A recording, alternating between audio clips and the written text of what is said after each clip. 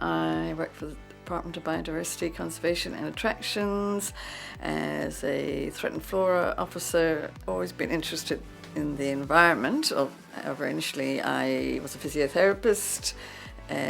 When I came to Australia, I became involved with the Wildflower Society in the Perth Hills and soon discovered the native flora of Western Australia, how amazing it was.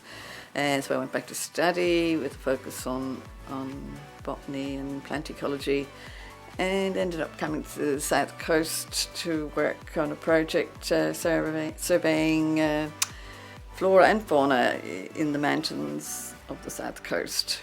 If I'm in the field, it would involve typically surveying or monitoring a particular species. So it could be a rare species that we're keeping a close eye on, and we might be going back to quadrats where we've got counts of the species, or we might have plants that are tagged, or we might be looking for a species that we don't know a lot about and we're trying to figure out how rare it is. So we might be going to new locations, trying to find more of it.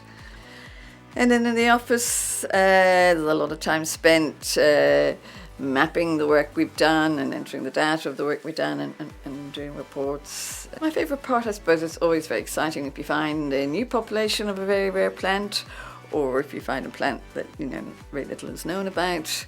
That's usually the most exciting bit. And once I rediscovered a plant that was thought to be extinct, so that was also very exciting. Probably IT issues, things working too slowly. Some people don't realise how many rare species and how many critically endangered species we have.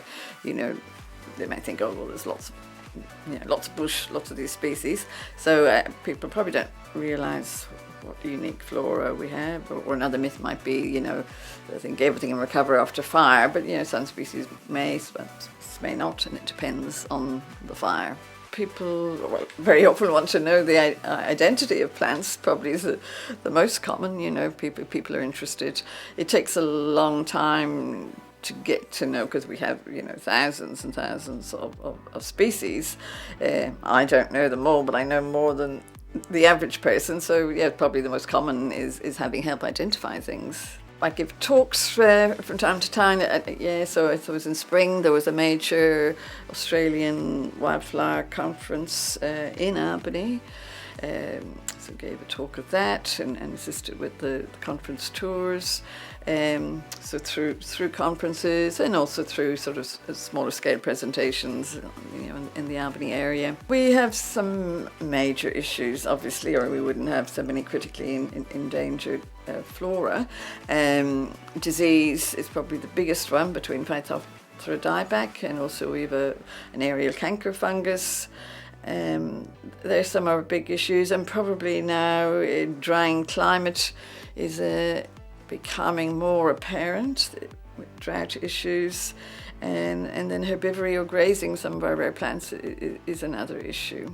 Very fortunate to work here. It's an amazing environment. We've got such a range of habitats, from mountains, the coastal granites, we've wetlands, and we've really such a huge diversity of flora and so many endemic species, and it changes so quickly.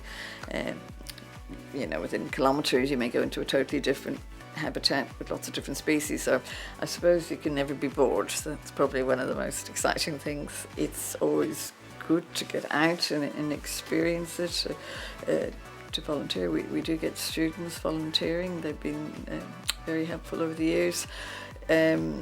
I suppose to get a good idea of what it is actually like. There's can be quite arduous, a lot of bush bashing and hiking, particularly in the area where I work. We do a lot of work in the Stirling, so just get a good feel for it.